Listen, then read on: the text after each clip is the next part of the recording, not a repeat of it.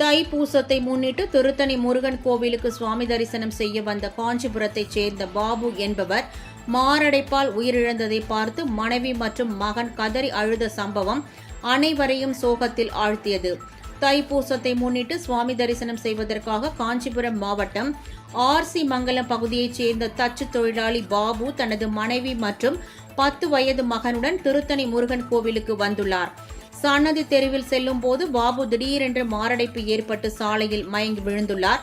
உடனடியாக அருகில் இருந்தவர்களின் உதவியோடு திருத்தணி அரசு மருத்துவமனைக்கு கொண்டு செல்லப்பட்ட அவர் ஏற்கனவே உயிரிழந்து விட்டதாக மருத்துவர்கள் தெரிவித்துள்ளனர்.